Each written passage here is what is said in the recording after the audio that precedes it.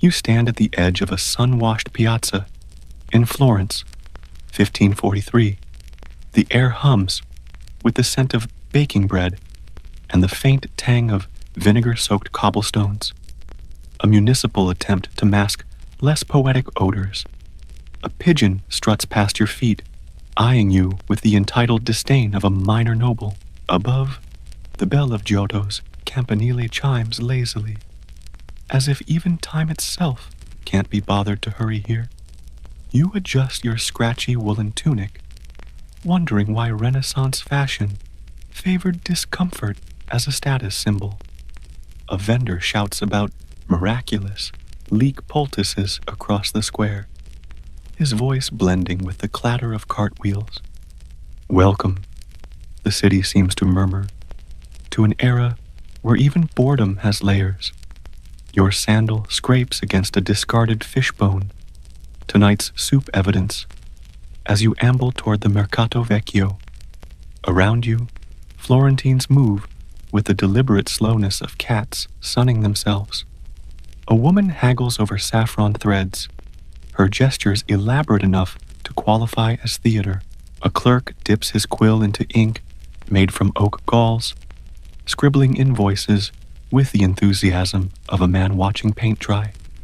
Major historical fact: this is the peak of the Cinquecento, where banking dynasties like the Medicis turn commerce into an art form, funding geniuses who will someday be called Renaissance men. Though right now, they're just men arguing over tavern tabs. You pause beside a fountain where a boy lazily traps beetles in a cup. Obscure cultural tidbit. Locals believe spitting 3 times into your left shoe prevents gout. It's as effective as you'd imagine. You feel a yawn building, a deep, soul-stretching inhalation, but catch yourself.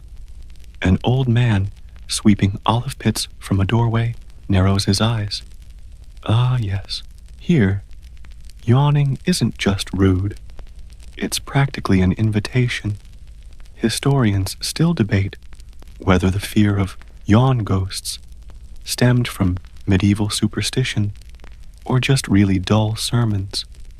A nun glides past, her wimple starched into architectural defiance. She mutters about unguarded mouths, summoning spirits, crossing herself with a briskness that suggests she's filed the motion in heavenly triplicate. You recall your landlady's warning: cover that gaping cavern, or the Malacchio will ride your breath straight into your soul. You fake a cough instead. Light joke number 1. Trying not to yawn here is like trying not to blink during a dust storm. Futile, but socially mandatory, as shadows stretch like taffy across the stones. You spot a bookseller's stall. His prized possession? A tome on aeromancy, wind divination for beginners. Light joke number 2. It's the 16th century equivalent of a self-help book, promising to decode breeze patterns. Spoiler: it's mostly about laundry. You run a finger over parchment pages, feeling the gritty texture. The ink smells like iron and hubris. A church bell tolls, and the piazza empties with startling speed. Dinner beckons, likely cabbage stew, the era's answer to existential dread. Light joke number 3. You'll miss the fishbone. At least it had character. Cheeky warning. Frankly, you probably won't make it through this day without a nap. Or 7. If this gentle drift through time soothes you, do like and subscribe. It helps our little channel wander onward. And tell us in the comments, where are you right now? What's your local hour? We're quietly curious. Now, let's ease into tonight's journey, where every yawn is a potential ghost conference. Remember that yawn you stifled earlier? It lingers in your jaw like an unpaid debt as you slip into Florence's back streets. The sun bleeds gold over terracotta rooftops, casting long fingers of shadow that pool in the alleys.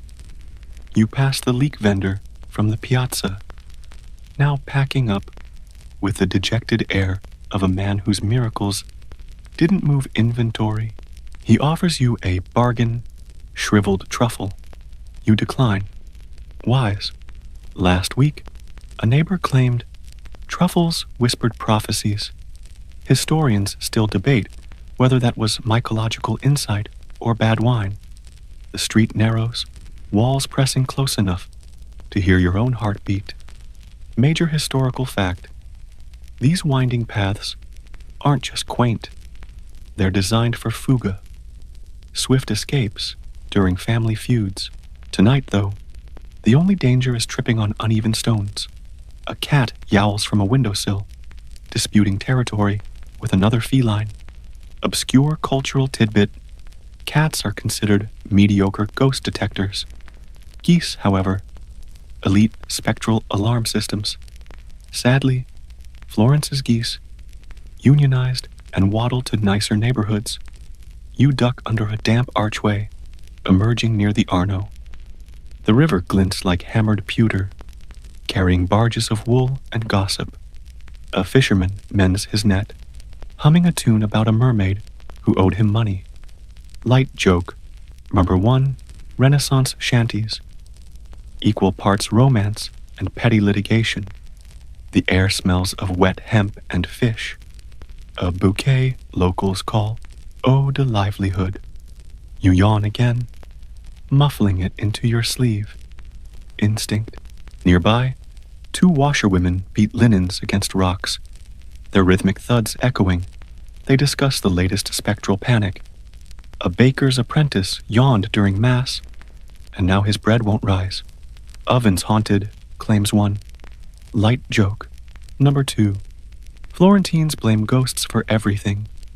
Sour wine, lost keys, that one drafty corner. It's the original Yelp review.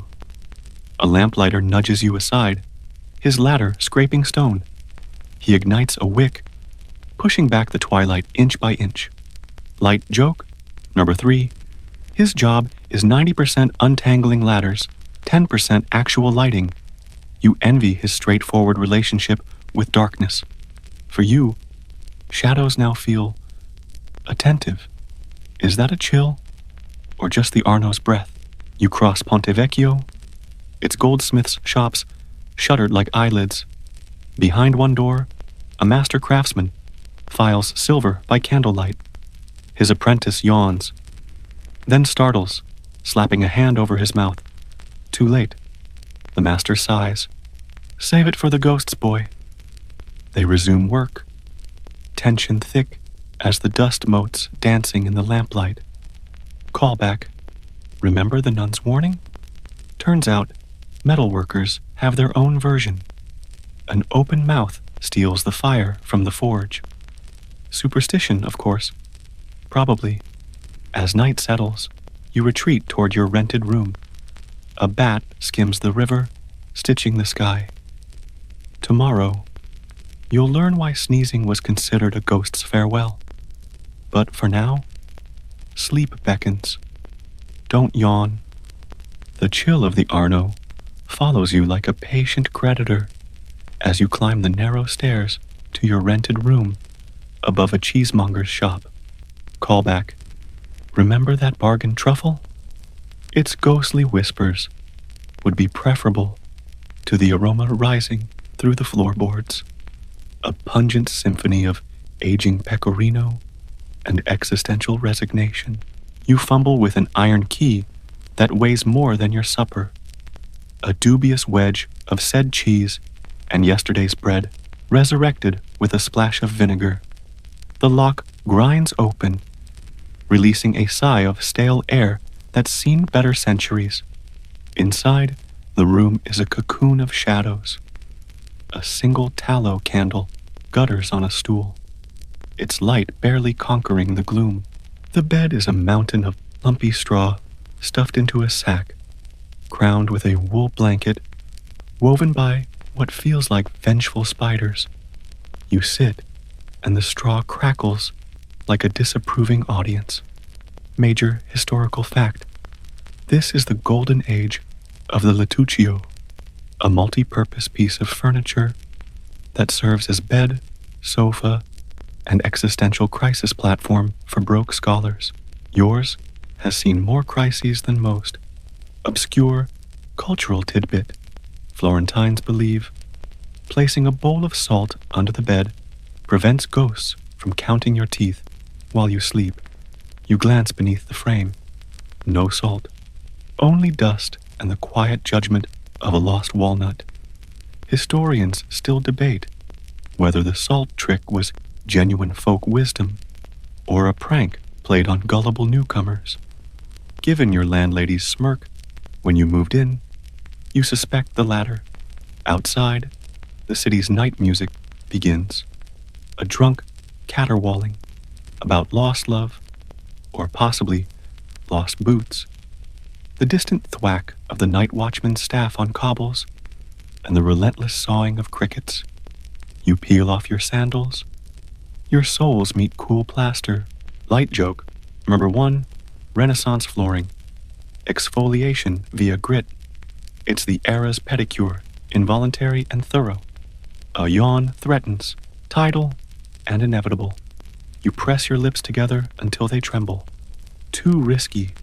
Rumors swirl that a yawn after dark is a beacon, a gaping porch light inviting spectral squatters. Light joke. Number 2, imagine ghosts hovering like bored realtors.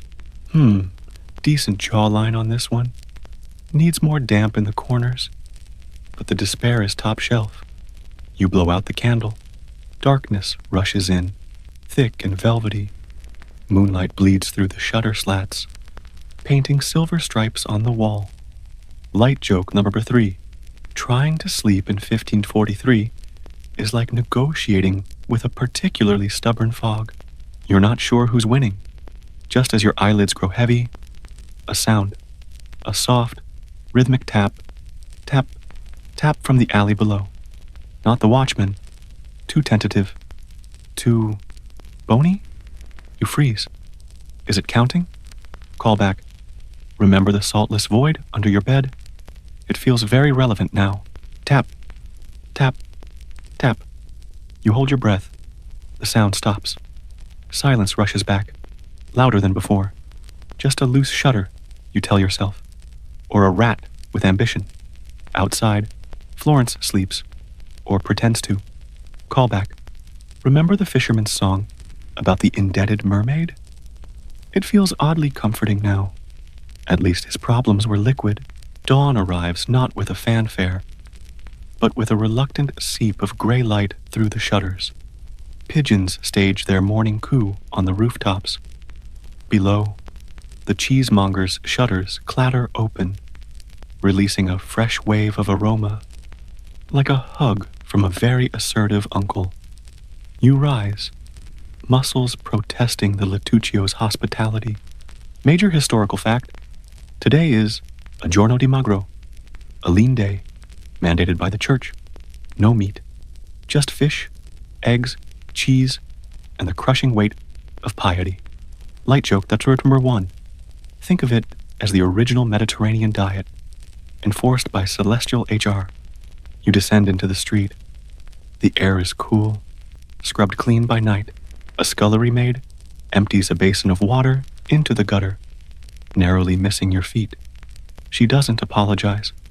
Obscure cultural tidbit: spilled water before sunrise is considered good luck, a gift for the phantasmi aquatici, water ghosts who've had a thirsty night haunting wells. You hope they appreciate her aim. You join the shuffle toward the baker's. The queue is already 10 souls deep, all blinking sleep from their eyes with the intensity of people trying not to yawn. A collective jaw clench hangs in the air. Historians still debate whether the church's ban on yawning was theological or just practical crowd control. The baker, flour-dusted and harried, slides flatbreads onto a counter. Pane degli angeli, he calls them. Angel bread. Light joke number 2. It's less divine revelation, more charred dough. But branding is everything. You buy 2, Still warm, they smell of smoke and salvation. As you turn, you see him, the apprentice from Ponte Vecchio's goldsmith shop. He looks haunted, dark smudges beneath his eyes. He stifles a yawn behind a fist, eyes darting nervously. Callback. Remember the master's warning about yawning, stealing the forge's fire? Seems the boy's been pilfering. Non dormito. He mutters to no one. Haven't slept. Light joke. Myrrh 3. Insomnia in Renaissance. Florence. Part existential dread, part ghost avoidance strategy. The original all-nighter. A nun glides past, eyeing the weary apprentice. Attento alla bocca, ragazzo, she cautions. Mind your mouth, boy. She makes the sign of the cross, her gesture as crisp as folded linen. Callback. Her wimple still defies gravity and reason. You bite into the bread. It's tough. Fitting. Ahead, the fishmonger arranges his silver catch on a bed of damp reeds. Later, you think. Lean days require mental preparation. For now, you walk. The city stretches awake. One cautious, unyawned breath at a time. The scent of charred bread fades as you wander toward the Santo Spirito quarter. Callback. Remember the river's eau de livelihood? It's been replaced by the sharper tang of lye soap and simmering regret. Laundry day. Lines of linens flap between buildings like surrender flags. A woman beats a rug with grim determination, each thwack echoing the rhythm of last night's phantom tapping. Major historical fact. Laundry was serious business.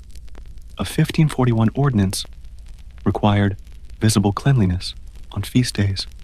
Non-compliance fines funded the city's ever-thirsty wine fountains. Light joke number 1, Renaissance Florence, where civic pride was measured in starch levels. You pass an apothecary's shop, its dark interior smelling of dried herbs and existential uncertainty. Jars line the shelves. Ground lapis, lazuli for melancholy, dried toads for ambition, and prominently, a vial labeled Sternuti repellenti, sneeze repellent. Obscure cultural tidbit. Sneezing was thought to briefly eject your soul. Creating a vacuum-hungry ghosts could exploit. The countermeasure? A swift salute. Health to you. From bystanders to slam the spiritual door shut, failure to bless meant owing the sneezer a chicken. Historians still debate whether this was public health theater or an elaborate poultry redistribution scheme. A man in a fur-trimmed robe exits the apothecary, clutching a pouch. He sneezes violently, once, twice. You murmur, salute, on instinct. He nods, relieved. Grazie. Almost lost a lung to the phantasmi affamati last week. He confides. Light joke number 2. Ghosts here are like opportunistic pigeons, always waiting for an open window. Near the old city walls, a barber surgeon sets up his stall. His tools gleam menacingly, bone saws, lancets, and a jar of leeches drowsing in murky water. Light joke, murmured 3. His sign promises painless extractions, a claim as believable as a truffle's prophecy. Callback. Speaking of which, the leek vendor waves from across the street, now hawking yawn-proof garlic amulets. Business seems slow. The goldsmith's workshop on Ponte Vecchio hums with a different tension today. Callback. Remember the exhausted apprentice? He's polishing a silver chalice, his movements sluggish, eyes darting to the forge's fire as if expecting it to flicker out with every breath. The master, Giulio, files a hinge with meticulous care. Focus, Paolo. Giulio grunts. The Medici commission won't finish itself, and for God's sake, swallow those yawns. Last week, young Tommaso yawned near the baptistery doors. Now they creak in E-flat. Major historical fact. Goldsmiths were among the 21 arti maggiori, greater guilds, Florence's mercantile aristocracy. Their workshops doubled as banks. Light joke number 1. Imagine your jeweler also handling your mortgage. Lovely garnet ring. Now, about your interest rate. Paolo rubs his eyes. Maestro. The spadilio. Yawning. Sickness. I feel them waiting. Giulio slams a file down. Nonsense. Ghosts are idlers. They hate the smell of honest work. And vinegar. He gestures to a bowl of the stuff, steaming near the door. Obscure cultural tidbit. Metalworkers believed vinegar fumes cleansed the air of lazy spirits attracted by fatigue. The workshop smells like a vengeful salad. You examine a finished pendant, a tiny, intricate owl. For wisdom, you ask. For insomnia, sighs Paolo. They say owls scare off spiriti notturni. Light joke, Mer 2, Florentine sleep aids, part ornithology, part desperation. A commotion erupts outside. A clerk in city livery strides in, unrolling a scroll. By order of the Auto di Guardia, 8 of watch, midnight yawn, vigil announced. All citizens to report nocturnal gaping to the authorities. Penalty, 3 liar or cleansing duty at the leper house. Historians still debate whether this was public hysteria or a clever municipal revenue stream. Giulio groans. Paperwork. The true horror. Light joke. Murder 3. Renaissance bureaucracy. Where even ghosts needed triplicate forms. As the clerk leaves, Paolo whispers, Tonight, we salt the windowsills. Callback. Salt. Always salt. You wonder if ghosts appreciate the seasoning before counting teeth. The fish market by the Arno churns with a damp, silvery chaos that makes yesterday's bread queue feel monastic. Callback. Remember the Giorno di Magro? It's here in all its piscine glory. Eels coil in wooden buckets, like liquid shadows. Mullets stare with glassy-eyed reproach. A fishwife, in an apron stained with generations of scales, thrusts a sea bream toward your face. Fresco come il mattino, she barks, fresh as the morning. It smells like a challenge. Major historical fact. Lean days fueled Florence's fish trade and its black market. Eel smuggling was the era's crypto, complete with hidden compartments in grain carts. You buy a small trout wrapped in damp reeds. It stares at you. You stare back. Light joke. Noter 1. Conversations with dinner are common here, usually one-sided. Obscure cultural tidbit. Fishermen whispered charms into their nets. Bocca chiusa, fantasmi confusi. Mouths closed, ghosts confused. Open-mouthed fish were considered spiritually risky.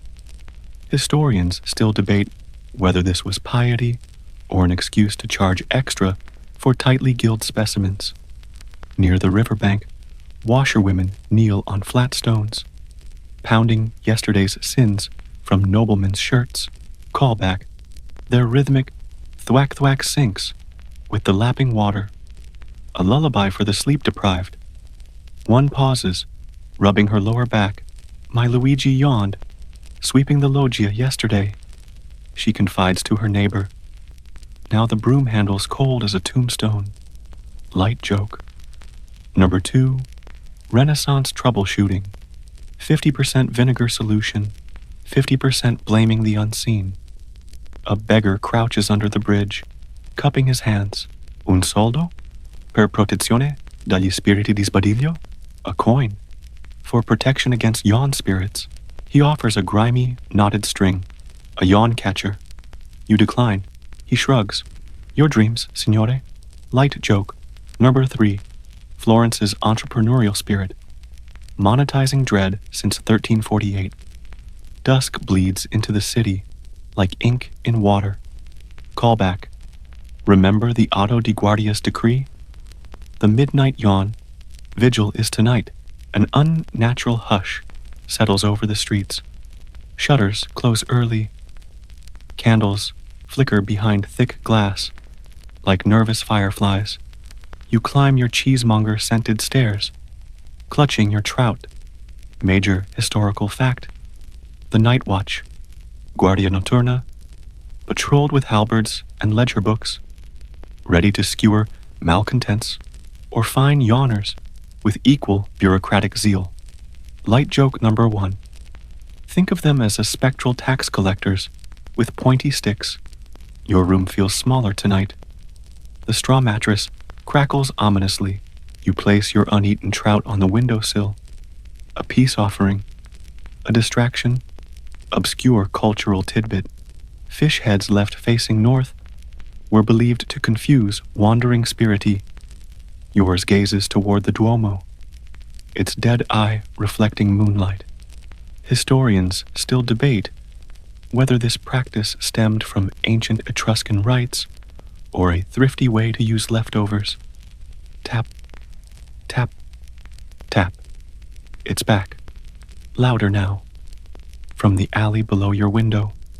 Not rhythmic. Interrogative. You freeze. Call back.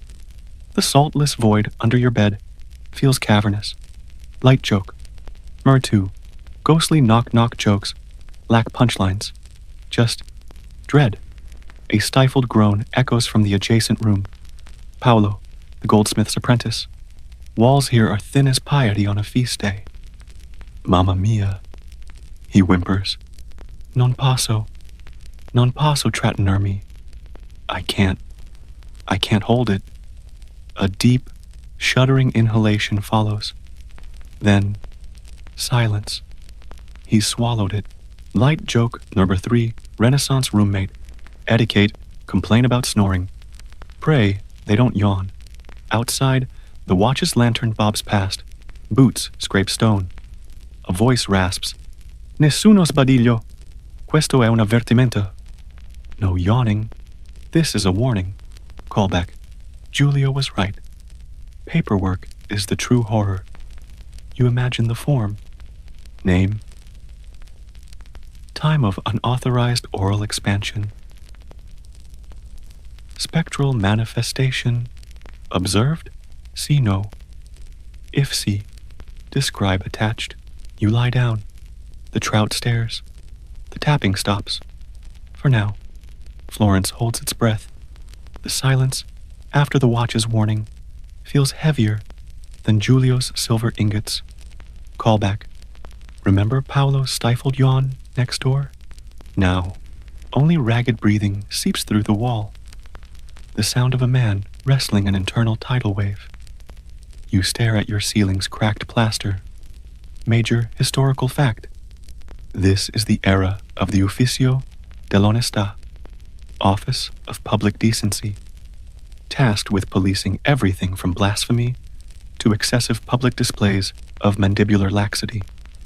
Light joke number 1. Think of them as Renaissance HOA enforcers, armed with frowns and fines. A faint, rhythmic scritch joins the night sounds. Callback. Not the alley tapping. This is closer. You turn your head slowly. Moonlight glints off the dead trout's eye on the windowsill. Obscure cultural tidbit. Some believed placing a fish head near your bed created a spirit lure, drawing ghosts away from your breath to ponder Piscean mysteries instead. Historians still debate whether this was cunning misdirection or just wishful thinking by fishmongers with surplus stock. Scritch. It's coming from under the bed. You hold perfectly still. Call back. The walnut. The dust. The utter lack of salt. A bead of sweat traces your temple. Light joke. 2. Ghosts under beds. The original monsters in the closet, but with better real estate. Paolo whimpers next door again. A choked gasp. Then, the unmistakable, cavernous hoo-ah of a yawn surrendered. It echoes in the thin-walled building like a small, despairing foghorn. Silence. Then, from Paolo's room, a faint, icy drip. Drip, drip. As if a chunk of winter had materialized over his wash basin. Dawn arrives gray and apologetic. Callback. The trout's eye has clouded overnight. You avoid looking directly at it. Downstairs, the cheesemonger is unusually subdued, stacking rounds of pecorino like defensive fortifications. Hi, sentito, he whispers, not meeting your eye.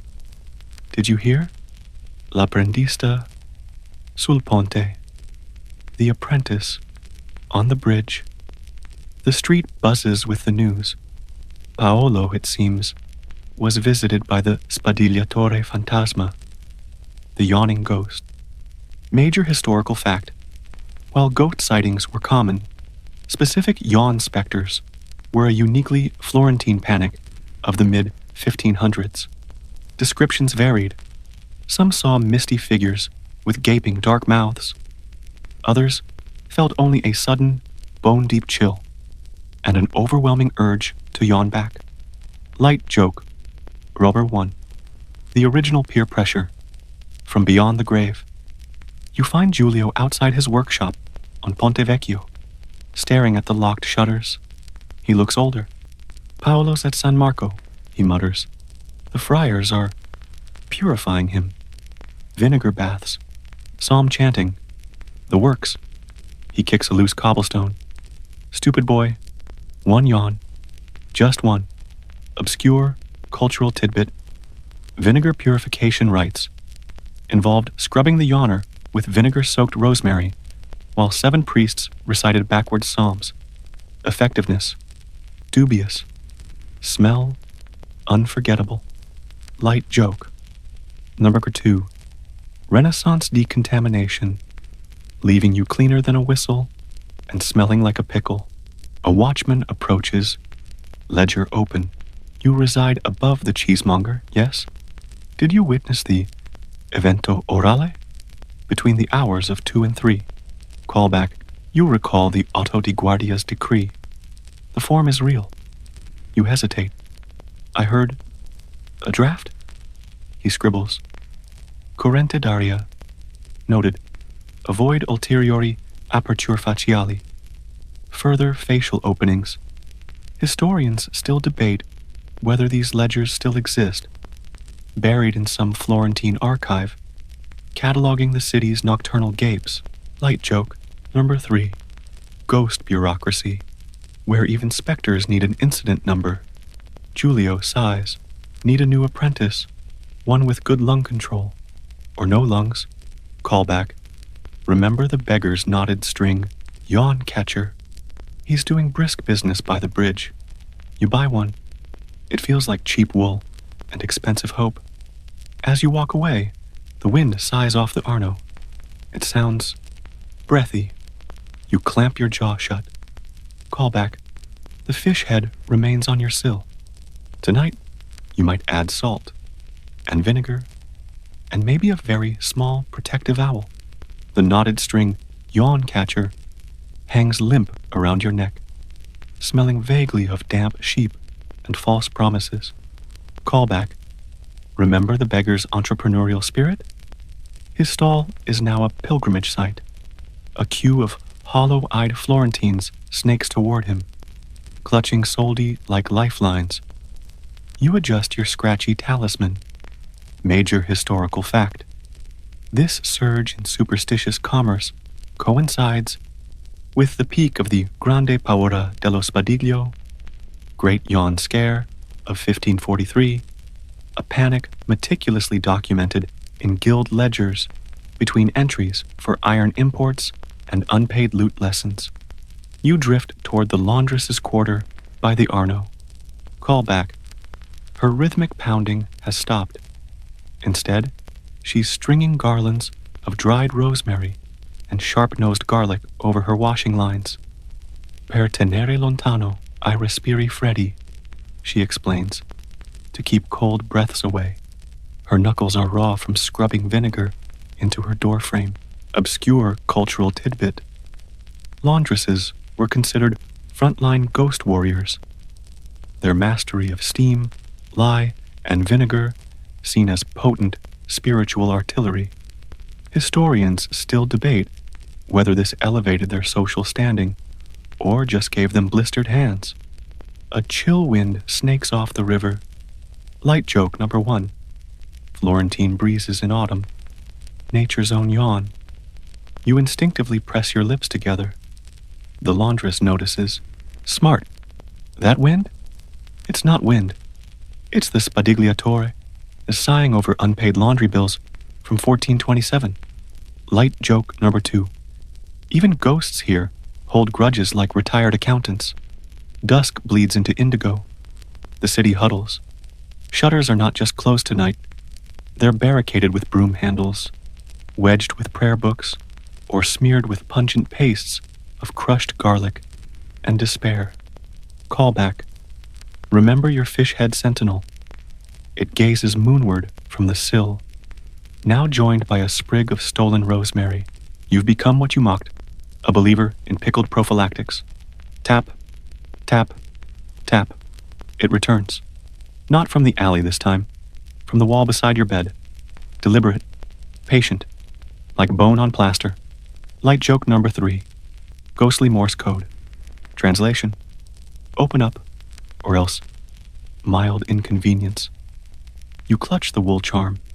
It offers no answers, only itchiness. Next door, Paolo's room is silent. Callback. San Marco's vinegar baths seem to have worked, or rendered him mute.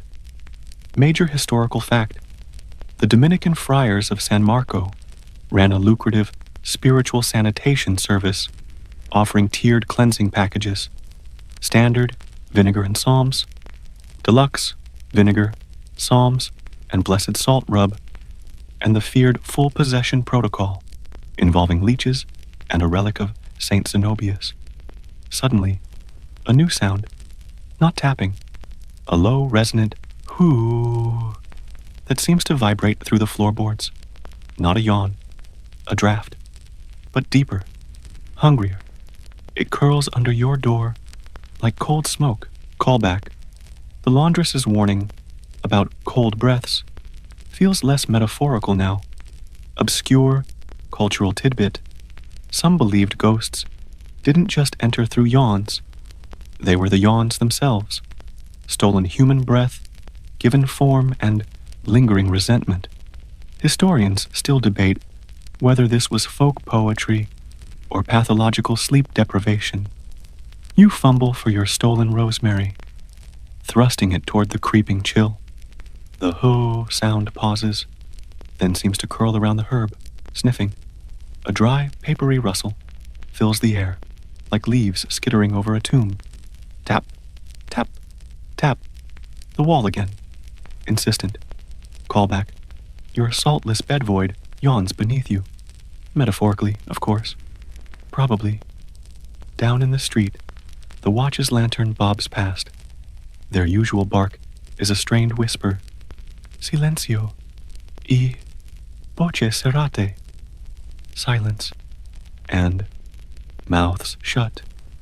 Even authority sounds afraid tonight. You press the rosemary to the crack under the door. The cold recedes. A fraction. The fish head stares. The night is long. The rosemary trembles in your hand. That cold, probing breath coils around it like a serpent, testing unfamiliar air. Callback. Remember the apothecary's vial? Sternuti repellenti. You wish you'd invested. The whoo sound vibrates against the door, shifting from curiosity to something resembling irritation.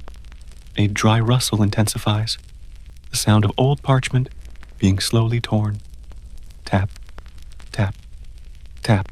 The wall beside your bed answers, sharper now, impatient. Callback. The walnut under your bed rolls audibly across the floorboards, as if nudged. Major historical fact.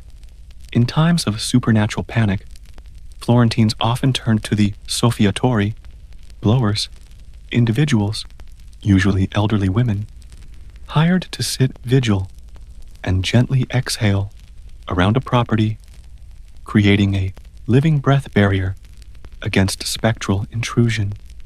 Demand currently exceeds supply. Light joke number 1. Renaissance gig economy. Get paid to breathe defensively. Qualifications: functional lungs and a tolerance for tedium. You press the rosemary harder against the crack. The cold retreats with a faint, almost petulant hiss. Silence floods back, thick and sudden. Too silent. Call back. Even the drunkard has stopped singing. The city holds its communal breath. Downstairs, a muffled thump. The cheesemonger's voice, strained. Ci va là? Ho dell'aceto. Forte. Who goes there? I have vinegar. Strong. Obscure cultural tidbit. Shopkeepers believed announcing vinegar ownership was a deterrent, like rattling a saber. Effectiveness, debatable. Dignity, non-existent. Light joke number 2. Imagine ghosts recoiling. Not the balsamic, anything but the aged Medina. A faint clink comes from your windowsill. You turn slowly. The fish head is gone. Only a damp spot remains on the wood. Moonlight glints off something small and metallic left in its place.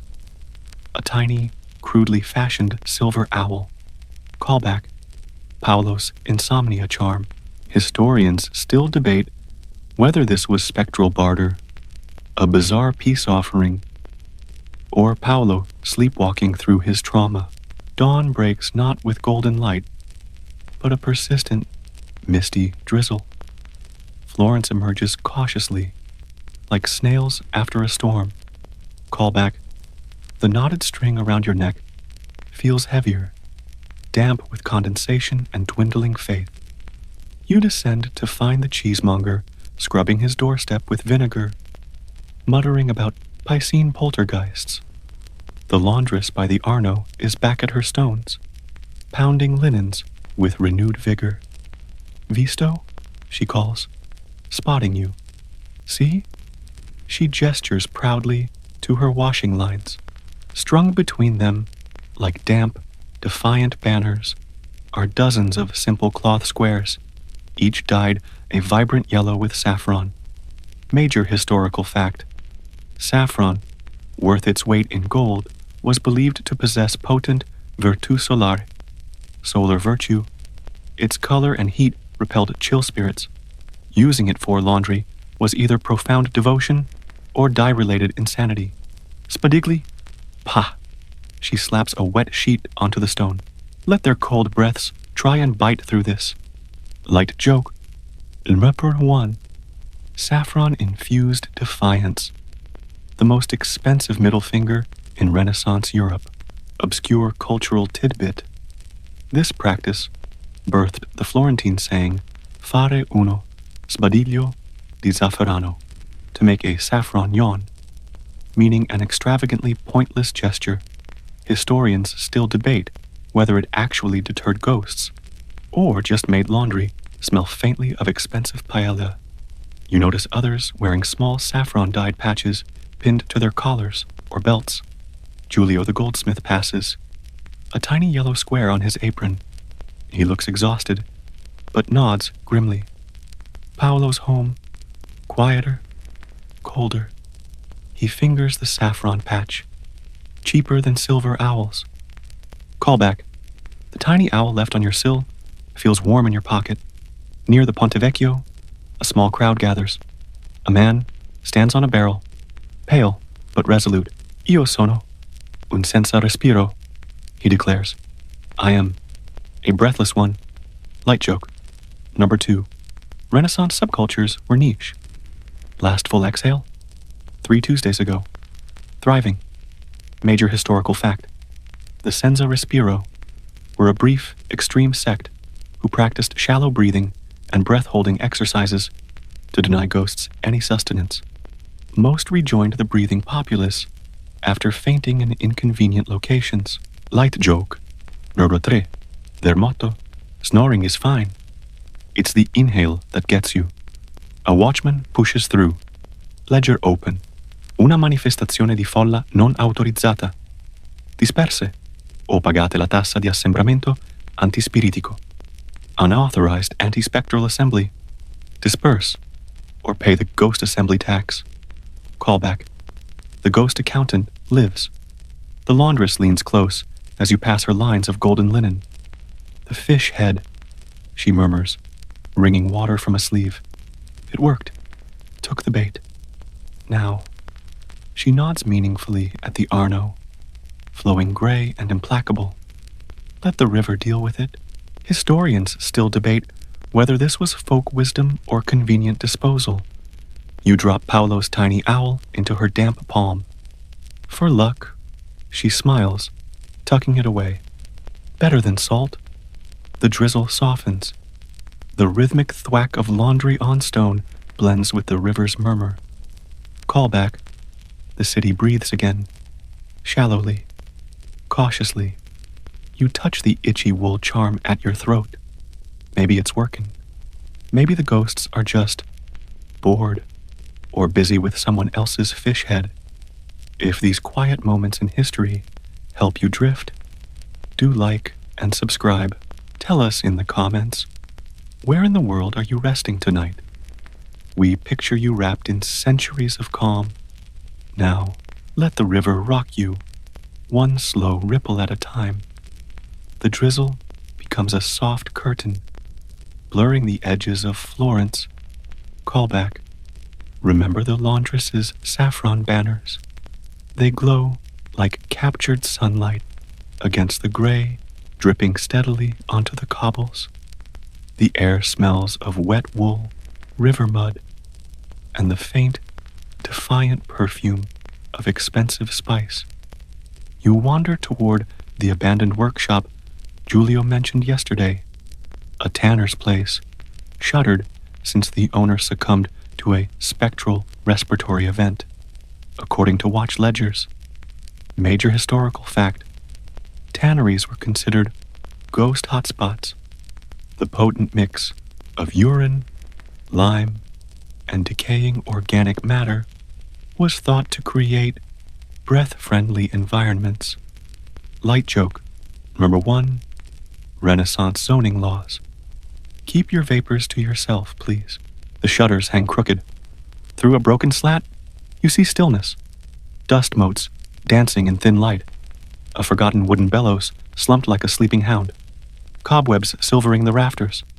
Tap, tap, tap. Not on wood, on stone. Inside, a rhythmic, hollow sound, like a knuckle rapping on a tomb lid. Callback. Your own wall-tapping phantom feels suddenly derivative. Obscure cultural tidbit. Empty buildings were believed to store yawns left behind by workers, fermenting them into potent, independent spirits. Historians still debate whether this was a metaphor for occupational hazards or literal supernatural OSHA violations. A figure materializes beside you under the eaves. Not a watchman, a medico della peste, the plague doctor. His beaked mask, stuffed with vinegar-soaked herbs, turns toward the workshop. Il contagio dello sbadiglio, he rasps through the leather. The yawn contagion, worse than miasma, less corporeal. Light joke. Number 2, his bedside manner needed work. Prescription, avoid opening your face hole. Prognosis, dread. Callback. The apothecary's sneeze repellent suddenly seems quaint. Night falls like a heavy cloak. Florence huddles under its saffron patches and vinegar vapors. Callback. Remember the communal breath-holding? It's evolved. From windows, you hear a new sound, a low, constant Dozens, maybe hundreds, of citizens humming behind closed lips. The city vibrates with suppressed sound. Major historical fact. This collective humming, known as il ronzio protettivo, the protective hum, was believed to create a sonic barrier, vibrating the air too intensely for delicate ghostly forms. Light joke, number 1. Imagine a spectral mosquito zapper, powered by mass anxiety and questionable pitch. You try it. Your jaw aches. The sound buzzes in your skull. Callback. The knotted string itches fiercely. Outside, the watch marches, but their steps falter. One clutches his throat, eyes wide. He's not yawning. He's humming too loudly. A comrade elbows him. Discipline dissolves into a cacophony of warbling off-key drones. Light joke number 2, Renaissance law enforcement. Easily distracted by the siren song of pseudoscience and peer pressure. Tap, tap, tap. Inside your room. The wall again. Insistent. Ignoring your hum. Then, a new sensation. Not cold, not sound. A pull, deep in your diaphragm. An irresistible tectonic tug. Your jaw muscles tremble. Your lips part slightly. No. You clamp them shut, humming louder. A desperate buzz. Callback. The fish head sacrifice feels very distant now. Obscure cultural tidbit. Some whispered that the spadigliatore wasn't stealing breath. It was boredom, made manifest, seeking to share its infinite, yawning ennui. Historians still debate whether this was profound philosophy or the sleep-deprived ramblings of a city on edge. You fumble for the tiny silver owl in your pocket. Paolo's charm, given to the laundress, mysteriously returned. Light joke number 3. Protective charms in 1543, less warding evil, more musical chairs with the supernatural. You press the cool metal to your lips, still humming. The pull lessens. A fraction. Callback. Giulio's vinegar bowl theory suddenly seems less absurd. Maybe ghosts did hate the smell of honest work. And pickles. Downstairs, the cheesemonger's voice rises in a surprisingly clear tenor hum. Mine. He's humming. An advertising cheese. Florentine resilience. Callback. The laundress's saffron linens hang limp in the damp dark. Their golden defiance muted. You hum until your throat is raw. The tapping stops. The pull fades. For now. Exhaustion, heavier than any ghost, settles over the city. Florence hums itself towards dawn. One strained, vibrating breath at a time. The true haunting, it seems, is fatigue. The city wakes to a damp, saffron-scented haze. Callback. Remember the laundress's golden banners? They hang heavy with rain, dripping ochre onto the cobbles like liquid gold. The Mercato Vecchio buzzes, not with commerce, but with incredulity. Overnight, the watch has nailed proclamations to every pillar. By order of the Auto di Guardia, the unauthorized deployment of saffron as a spectral deterrent is hereby classified as luxurious and unlicensed air corruption. Fines: 5 lire per square braccio of dyed fabric. Exemptions: clergy, physicians, and persons verifiably haunted by hungry ghosts. Form 7B required. Major historical fact: saffron smuggling became Florence's second largest black market overnight, eclipsing eels and rivaling smuggled Venetian glass. Light joke number 1. Nothing unites a city faster than collectively defying absurd taxes. Even the ghosts seemed mildly impressed. The laundress stands defiant before her saffron-draped lines, arms folded. A watchman squints at his ledger, measuring a sodden sheet with a damp wooden ruler. Contravenzione, he mutters. Violation. 2.3 braccia. That's 11.5 lire. Payable in silver or less conspicuous spices. Callback. The beggar-turned yawn charms merchant watches nearby, calculating the laundress's potential debt conversion rate. Obscure cultural tidbit. Some laundresses began stitching hidden pockets into noblemen's shirts to transport saffron discreetly. Historians still debate whether this was entrepreneurial genius or the birth of luxury contraband lingerie. Giulio approaches you, a tiny, newly forged silver fish glinting in his palm. For luck, he grunts. And maybe bait, replacement. Light joke. Number 2. Renaissance recycling. When your ghost offering gets stolen, make a shinier one. Callback. The vanished fish head's legacy endures. Dusk arrives, not with creeping shadows, but with a collective, jaw-cracking tension. The roncio protetivo begins earlier tonight. A low, pervasive hum rising from shuttered windows, like the city itself is a beehive wired for sound. Callback. Your own hum feels rusty, vibrating your molars. You clutch Julio's silver fish. Solid, cold, reassuringly non-sentient. Tap. It starts softly, not on the wall, on your door. A single, polite rap. Oh. The cold breath sighs under the door frame, coiling around your ankles. It feels different, less probing, almost weary. Tap, tap, callback. The alley phantoms knock, but inside the building now. Progress or invasion. Major historical fact. Tonight is La Veglia delle Ombre, the Vigil of Shadows, an unofficial, citywide sleeplessness festival, fueled by dread, overbrewed chicory coffee, and communal humming. Productivity plummets. Candle sales soar. Light joke. Number 1. Renaissance productivity hacks.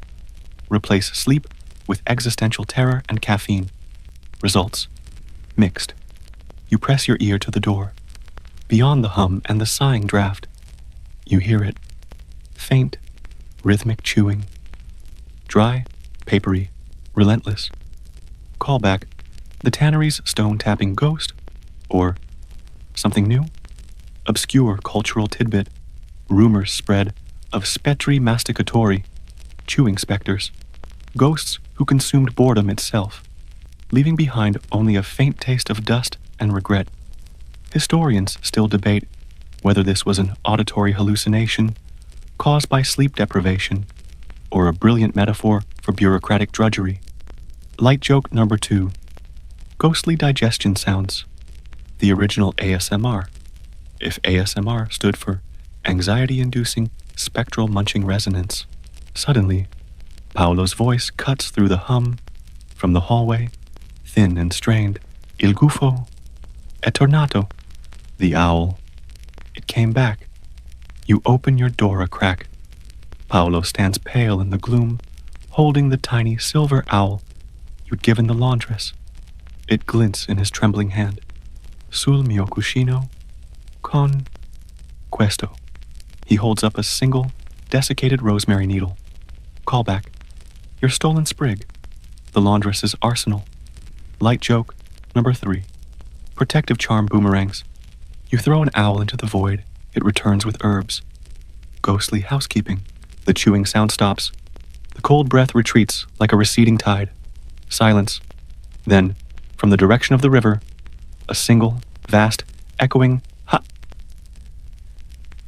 Not a yawn. A sigh. Deep. Resonant. Utterly, profoundly bored. Paolo shudders. Anche loro sono stanchi. Even they are tired. You close the door. The humming outside seems less desperate, more resigned. Florence, it seems, had exhausted even its ghosts. You place the silver fish on the sill where the trout once lay. Bait, replacement. You hum. Just a little. Your jaw unclenches. For the first time in weeks, a real yawn threatens. Deep, natural, unstoppable. You let it come. Oh, ah. Silence. No cold breath. No tapping. Only the distant, rain-soaked sigh of the Arno and the city's weary, collective hum winding down towards something resembling rest. Dawn breaks like a sigh of relief over Florence. The rain has washed the saffron stains from the cobbles into golden rivulets that snake toward the Arno. Callback. Remember the watch's saffron tax proclamations. They hang in sodden tatters, their bureaucratic fury diluted to illegible pulp. The Mercato Vecchio stirs with a new sound. Genuine yawns, unchallenged by crossing guards or vinegar-wielding zealots. Major historical fact: the Grande Paura dello Spadiglio peaked and dissolved within 6 weeks, a testament to the Florentine talent for pivoting from collective hysteria to collective amnesia. Ledgers shift focus. Unauthorized yawn sightings, Form 7B, gives way to disputes over allegedly haunted livestock, Form 9D. Giulio's workshop reopens. Inside, Paolo files silver with steady hands. Though shadows still linger beneath his eyes, the hum helped, he murmurs. Or, the ghosts got bored. Same thing, no? He nods to your window ledge. Callback. Giulio's silver fish glints there, unmolested. Obscure cultural tidbit, post-panic. Florentines developed the habit of leaving boredom offerings. A dried fig, a dull pebble, on windowsills to appease listless spirits. Historians still debate whether this was genuine ritual or a citywide inside joke. The laundress folds her now legal, but defiantly saffron-free linens. Told you the river would handle it, she says, winking. Fish heads, silver owls, rosemary, all just distractions. She taps her temple. The real trick? Bore them first. Light joke. Numero 1. Strategic tedium. Florence's secret weapon against the supernatural. Evening descends softly. The sky a watercolor wash of lavender and ash. Callback. Remember the ronzio protettivo? Tonight, the only hum comes from a beehive, relocated to the monastery garden, a healthier outlet for communal vibration. You walk along the Arno, its surface reflecting the first stars like scattered salt. Major historical fact: the river became the unofficial repository for spent ghost deterrents. Fish heads, vinegar bowls, even saffron sachets, tossed in with muttered thanks or relieved curses. Light joke number 2. The Arno? Renaissance Italy's most eclectic recycling bin. A familiar figure approaches. The beggar-turned-yawn charms merchant. His knotted strings now dangle limp from a pole like forgotten fishing lures. Business dried up, he sighs. Now I sell post-panic peace pebbles. Smooth, soothing, utterly inert. He drops a gray stone into your palm. Lick it for courage, or don't. It's a rock. Light joke number 3. Economic diversification. In 1543, when magic fails, market geology. Callback. Near the Ponte Vecchio, the lamplighter untangles his ladder with renewed vigor. His wicks flare to life, pushing back a twilight that feels lighter, less attentive. Obscure cultural tidbit. Lamplighters gained a brief celebrity status post-panic, their flames symbolizing reclaimed breath. Some even charged extra for spiritually sanitized lighting routes. Historians still debate whether this was opportunism or civic heroism. You pause at Giulio's window. He's crafting a new pendant. Not an owl, but a simple, open mouth. A yawn captured in silver. For remembrance, he grunts, or irony. Depends on the wearer. Paolo smiles faintly, polishing the finished piece until it shines like a captured sigh. Callback. The apprentice's hands no longer shake. As you turn homeward, a cool breeze slips off the river. You feel it, the old deep tug in your diaphragm. But this time, you don't fight it. Your jaw unhinges in a cavernous, unapologetic hoo. Silence. Only the river's murmur answers. Light joke. 4. Bonus. Because progress. Florence's new civic motto. Yawn freely. The ghosts have moved to Milan. The cheesemonger's shop smells, as ever, of assertive aging. He nods as you pass, humming a fragment of the fisherman's old mermaid shanty. Callback. The debt remains unpaid, but the melody feels lighter now. You climb the stairs. The silver fish on your sill winks under the moonlight. No tapping greets you, no cold breath, only the soft, straw-filled sigh of the Latuccio, waiting to embrace your weary bones. Florence sleeps, not perfectly, but deeply. Morning in Florence smells like damp wool, drying and the faint, lingering ghost of vinegar. More memory than menace now. Callback. Remember Giulio's silver yawn pendant? You see one glinting on the neck of a well-dressed merchant, haggling over almonds near the Mercado. It's become a fashionable token, a wry badge of survival. Major historical fact. Post-panic, Florence experienced a mini-boom in commemorative melancholia, jewelry, lockets containing dried rosemary, tiny vials of Arno water, and Giulio's open-mouthed charms. Light joke. Number 1. Renaissance bling. When your trauma becomes a conversation starter. Lovely pendant. Did you personally survive the great unhinging? Or is it vintage?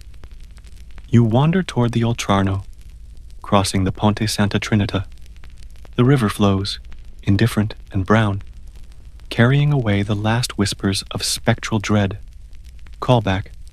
Remember the beggar's post-panic peace pebbles? A street urchin skips one across the Arno surface. Plink, plink, plink, sink. Obscure cultural tidbit. Children developed a game called Fantasmi Stanchi, tired ghosts, involving exaggerated, slow-motion yawns and hiding behind laundry. Historians still debate whether this was cathartic play or early performance art, critiquing civic hysteria. Light joke number 2. Renaissance recess. Tag, but make it existential. You're it. Also, mildly spectral. Probably. A familiar cart stands near San Frediano. The leek vendor. He's rebranded. Pozioni Post Spavento. Post Scare Potions. Reads his new banner. Jars hold murky liquids. Nerve-settling nettle infusion. Vinegar-free valerian tincture. And the intriguingly vague essence of calm, guaranteed non-haunted. Callback. He winks, holding up a shriveled truffle, like an old friend. For old time's sake. Whispered prophecies. Half price. Light joke. Number 3.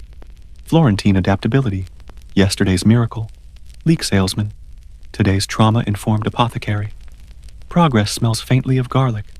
The afternoon sun warms the stones of the Piazza della Signoria, soaking into the worn steps where citizens gather not to panic, but to gossip and doze. Callback.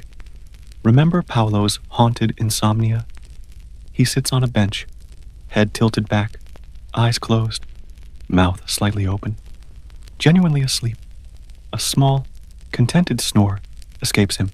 Passers-by smile. No one slaps him. Progress. Major historical fact. Sleep returned to Florence, not with a decree, but with collective exhaustion and the quiet realization that fear was more tiring than any ghost. Productivity actually increased once people stopped humming and started snoring. Light joke number 1. The true Renaissance awakening. Discovering naps are more effective than saffron. You find the laundress enjoying a rare moment of stillness, her hands resting on folded, unscented linens. They say Milan's having a time of it, she murmurs, nodding northward. Ghosts love novelty, and their polenta is notoriously dull. Obscure, cultural tidbit. Rumors spread that Florentine ghosts migrated north, seeking fresh boredom pastures, blaming local cuisine. Milanese chronicles from 1544 mention unexplained chills and a sudden spike in yawns during council meetings. Historians still debate whether this was mass suggestion or the world's first documented case of supernatural tourism. Light joke. Number 2. Spectral TripAdvisor reviews. Florence. Overcrowded. Vinegar fumes. Overwhelming. Milan. Polenta-based ennui sublime. 4 stars. Would yawn again. Callback. Giulio joins you, holding two small silver figures, a yawning man and a tiny, placid ghost. He links their hands. A commission for a newlywed couple. Symbolic, he chuckles, either in sickness and in health, or may your boredom be shared. Depends on the perspective. Light joke, number 3. Renaissance wedding gifts. Less toasters, more metaphors for marital fatigue. Practical and philosophical. As twilight paints the sky peach and lavender, you climb your stairs for the last time. Callback. The silver fish winks on the sill. The Latuccio straw crackles a familiar, almost welcoming protest. You lie down. The sounds drift up. The clatter of the cheesemonger finally closing his shutters. A fragment of song from a passing gondolier on the unseen canal. The distant, comforting thwack of the night watchman's staff. Not enforcing silence, just marking time. The deep, old tug rises in your chest, unstoppable and natural. You let the yawn come. Oh, ah. It fills the room, stretches your bones, and dissolves into the quiet air. No cold breath coils. No phantom taps answer. Only the soft, rhythmic sigh of Florence breathing. Easy and deep at last. The ghosts, it seems, found polenta more compelling. Or perhaps, finally, everyone just got some sleep. A week passes like slow honey dripping from a spoon. Florence settles into its bones. Callback. Remember Giulio's silver yawn and ghost figurine? You see copies dangling from belts and necks across the city. The season's must-have accessory, sparking conversations in sun-dappled piazzas. Major historical fact. This brief era of pacis badiglianti, yawning pieces, saw a surge in public napping. Benches, church steps, even the Loggia dei Lanzi became impromptu napping nooks. The church, initially scandalized, eventually issued a lenient decree. Dormire in pubblico è tollerato, purché non accompagnato da russare eccessivo o bava evidente. Public sleeping tolerated, provided unaccompanied by excessive snoring or visible drool. Light joke. Number 1. Renaissance public space. Reform. Regulating siestas. One dignified drool pool at a time. You visit the laundress one last time. Her yard is fragrant with unscented linens, drying under a benevolent sun. She hands you a small, neatly folded square of cloth. For the road, she says. No saffron. Just good, boring linen. Best defense there is. Obscure, cultural tidbit. Post-panic, plain linen became subtly prestigious. A quiet statement rejecting both ostentation and spectral theatrics. Historians still debate whether this sparked the Florentine minimalist movement or just proved people were tired of dyeing things yellow. Light joke number 2. Understated luxury. When your laundry screams, I have nothing to prove, least of all to phantoms, the cheesemonger, perhaps sensing your imminent departure, presents you with a small, wax-sealed wheel of pecorino, per ricordare Firenze. He grunts, to remember Florence. Callback. The assertive aroma is undeniably unforgettable. It breathes character, he adds, tapping the rind. Like the city. Sometimes challenging, but never dull, even when it tries. Light joke number 3. Florentine souvenirs. Cheese that haunts your palate long after you leave. The morning of your departure dawns clear and cool. Callback. Remember the scratchy wool tunic from day one? It feels like an old friend now, albeit a slightly irritating one. You pack sparingly. The laundress's linen, the cheesemonger's pecorino, wrapped thrice to contain its ambition, and Giulio's silver fish, your unstolen sentinel. Paolo arrives as you descend the cheesemonger-scented stairs. He holds out a small leather pouch. From the maestro. And me. Inside lies one of the tiny silver yawn pendants. So you remember, Paolo smiles, to breathe, even deeply, major historical fact. Leaving gifts for departing friends, tenants, was customary, often small tokens of the city's crafts, a cloth sample, a coin, a sprig of rosemary. Silver yawns were, decidedly, a 1543 innovation. Your cart waits near the Porta Romana, its driver a grizzled man chewing on a straw. Siena, he grunts. Roads dry. Ghosts are quiet. Heard they prefer Milanese fog now. Better for moping. Callback. The laundress's theory holds strong. Obscure cultural tidbit. Cart drivers developed specific whistles believed to clear the road of lingering spectral drafts. This one's whistle sounds suspiciously like a jaundiced chicken. Historians still debate whether it actually worked or just annoyed passengers into silence. Light joke. Number 1, Renaissance GPS. Turn left at the haunted oak. If you feel a chill, you've gone too far. As the cart lurches forward, you look back. Florence glows amber in the morning light. Giotto's tower, the Duomo's dome, the jumbled rooftops leaning companionably against each other. Light joke. Number 2, the city skyline. Less planned perfection, more thrown together by a tipsy giant with excellent taste. Callback. The Arno winks, carrying its eclectic cargo. Fish bones, spent charms, and the quiet memory of panic downstream towards the sea. The road unfolds, dusty and sun-warmed. Fields of stubble stretch towards hills cloaked in olive groves. The cart's rhythm is hypnotic. Creak, jolt, rumble. Creak, jolt, rumble. Light joke. Number 3, Renaissance travel. Nature's ultimate rocking chair, powered by questionable axle integrity and one stoic donkey. You lean back. The silver pendant rests cool against your chest. The pecorino radiates quiet confidence from its wrappings. You close your eyes, not from fear, not from exhaustion, just because the sun is warm, the road is long, and for the first time in weeks, the urge to yawn feels utterly, blessedly ordinary. Oh, ah. The sound gets lost in the rumble of wheels and the driver's tuneless whistling. No one flinches. Florence recedes, not with a bang, but with a comfortable sigh left hanging in the tranquil Tuscan air.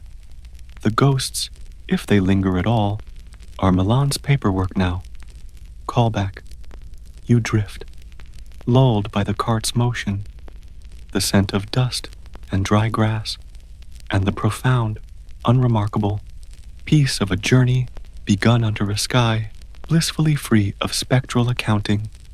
The cart's wheels grind a slow rhythm against the Strada Bianca, the white road, unraveling like a dusty ribbon toward Siena. Callback. Remember the driver's chicken impression whistle? He deploys it at every bend, scattering sparrows, and possibly discouraging any residual Tuscan drafts. Hills rise and fall in sun-bleached waves, olive groves silver green in the light, vineyards stitching orderly rows into slopes. Major historical fact. These roads were arteries of the Tratta, the state-managed courier system, where relays of riders could cover 100 miles in a day, provided the horses didn't balk at haunted bridges or overly poetic vistas. Light joke number 1, Renaissance express delivery. Faster than a ghost's sigh, slower than regret after cheap wine. You shift on the wooden bench, the laundress's folded linen square, providing scant cushion against the cart's enthusiastic jolts. The pecorino, wrapped like a state secret, emits a faint, barnyard assertion from your pack. Obscure cultural tidbit. Travelers often pinned dried peas inside their hats to ward off Malocchio Viaggiatore, traveler's evil eye. believed to cause axle breaks, sour wine, and conversations with overly philosophical donkey drivers. Historians still debate whether this was effective or just ensured you smelled faintly of soup. Light joke number 2. Florentine road trip essentials: salt, silver, and snacks that could double as defensive projectiles. A lone farmhouse appears, clinging to a hillside like a lichen. An old woman hangs garlands of onions on her loggia. She eyes the cart, raises a gnarled hand, not in greeting, but fingers knotted into the corna sign, horns aimed defiantly at your wheels. Contro las fortuna, she calls, against misfortune. Callback. The city's panic lingers in the countryside, distilled into simpler, older wards. Light joke. Number 3. Rural anti-ghost tech. Less bureaucracy, more produce-based defiance. Begone spirits. Witness. My impressive alliums. Siena emerges at dusk. A city of burnt sienna and steep, winding streets coiled like a sleeping cat atop its hills. Callback. Remember Florence's open piazzas? Siena feels inward turned, secretive. The Campo, its vast, scallop-shaped heart, slopes like a tilted stage, where shadows gather deeper. Major historical fact. Siena's fierce rivalry with Florence wasn't just political. It was aesthetic, spiritual, and deeply suspicious. Florentine whispers about yawn ghosts were met here with knowing smirks and muttered Fiorentini, sempre drammatici. Light joke number 1. Tuscan sibling rivalry. Florence had panic, Siena had superior brickwork, and a smug sense of sanity. You find an inn near the Torre del Mangia. The air smells of wood smoke and damp plaster. The innkeeper, a woman with eyes like chipped flint, sizes you up. Firenze, she asks, noting the dust on your tunic. You nod. She slides a key across the worn counter. Room faces the wall. Quiet. Good for her. She pauses, recovering. Her glance flicks to your throat. Callback. Giulio's silver yawn pendant glints faintly. Obscure cultural tidbit. Sienese inns often placed a sprig of ruta, rue, under guest pillows. Not for ghosts, but to guard against Florentine melancholic vapors carried on travelers' clothes. Historians still debate whether this was genuine belief or a subtle hospitality tax disguised as phytotherapy. Light joke number 2. Sienese hospitality. Welcome. Here's your bitter herb. You probably need it. The room is quiet. Just the scrape of a cat on tiles outside and the distant murmur of the Campo. You unwrap the pecorino. Its aroma unfurls, filling the small space with assertive nostalgia.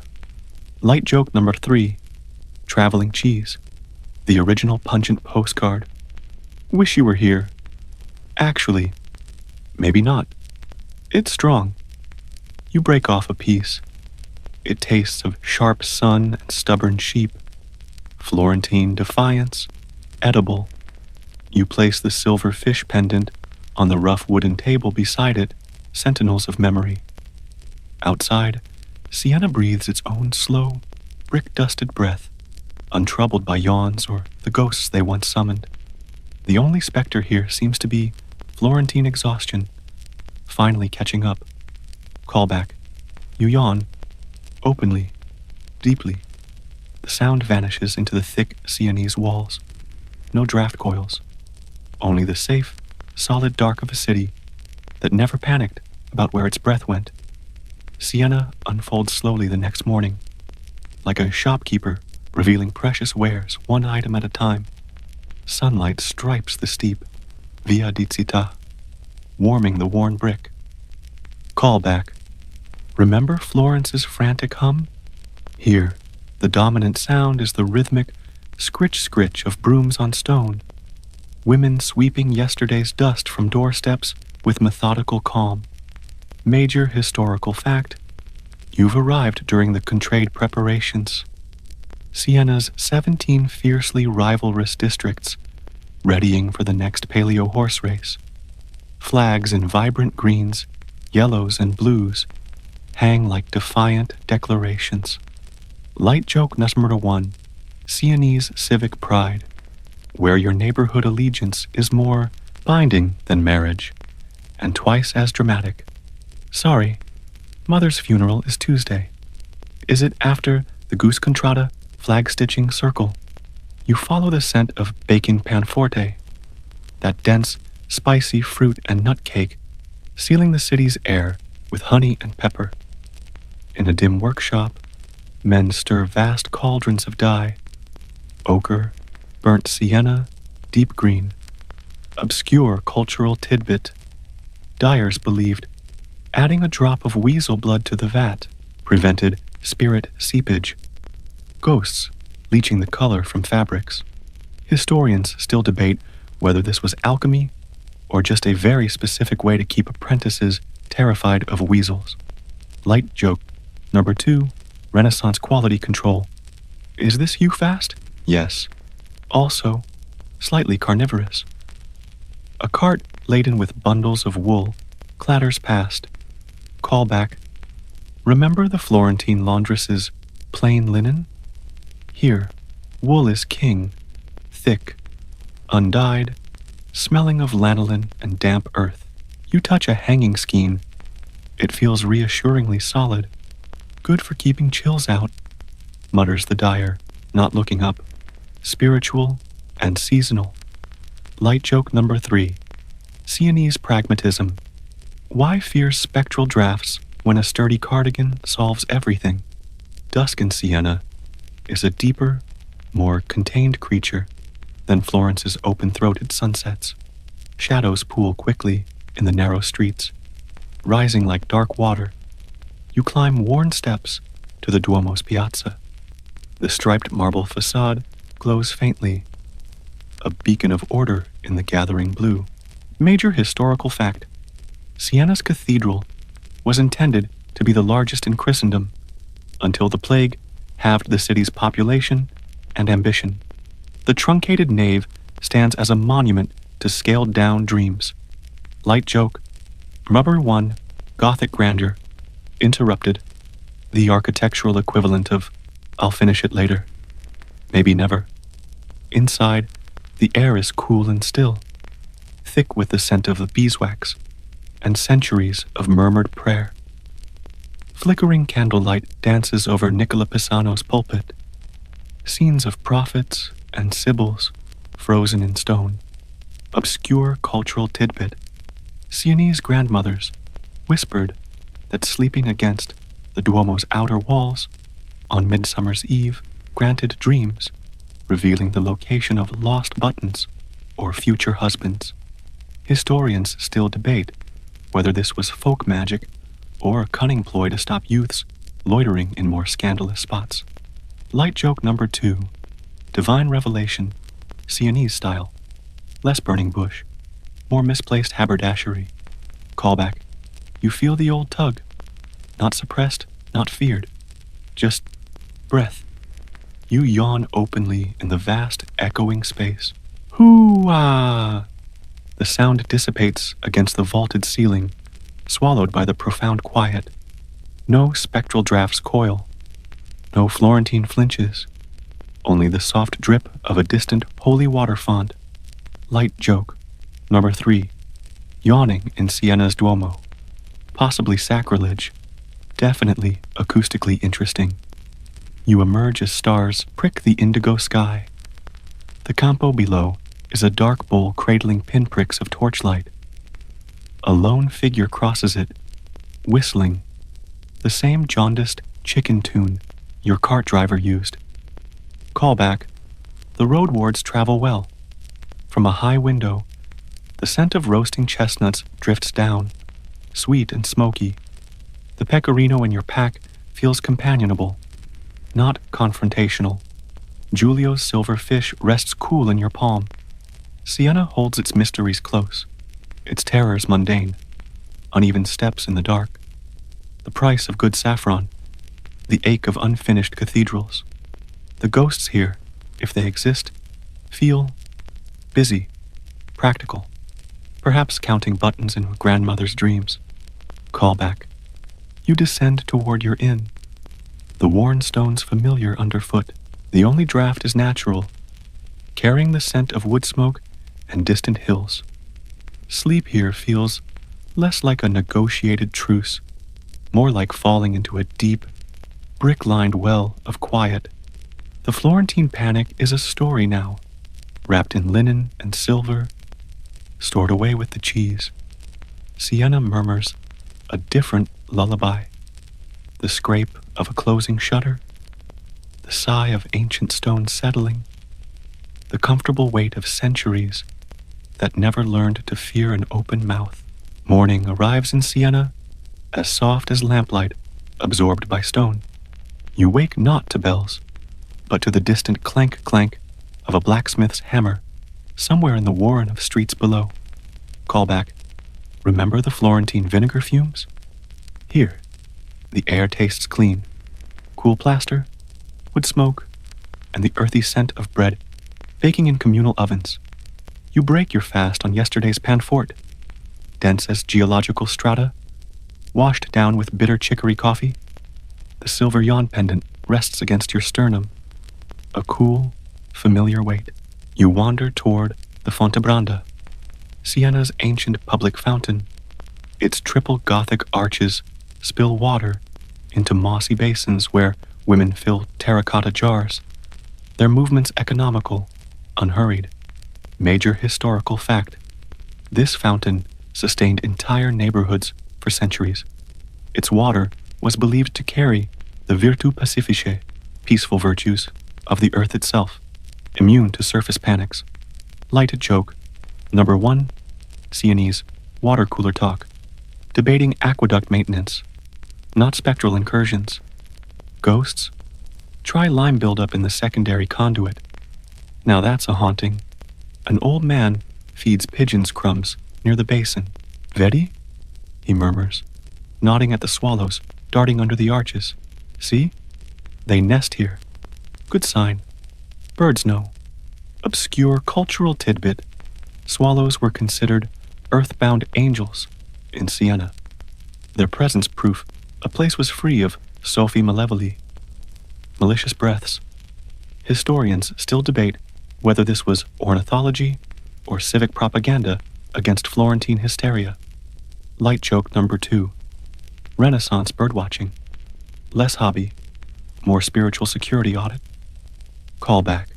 You find a bench near the Torre del Mangia. The shadow of the tower stretches long and thin, a sundial marking the slow erosion of morning. A contrada procession passes, young men in green and white livery bearing the she-wolf banner. Their drums beat a steady, grounding rhythm. No hums, no charms, no flinching at open mouths, just drums, dust, and quiet pride. Light joke 3. Sienese ghost prevention. Distract potential spirits with really excellent flag coordination. Your final evening settles over Siena like a well-worn cloak. You climb to the Fortezza Medicea, its ramparts offering a view of the city folded into its hills. Terracotta rooftops, cypress spears piercing the twilight. The Duomo a striped ship sailing on a sea of shadows. The last swallows weave intricate patterns against a sky deepening to violet. Callback. Remember the Florentine panic? The stifled breaths? Here, the air feels expansive, generous. You breathe deeply. The yawn that follows is not defiance, not fear, just the body's quiet sigh of belonging to the dusk.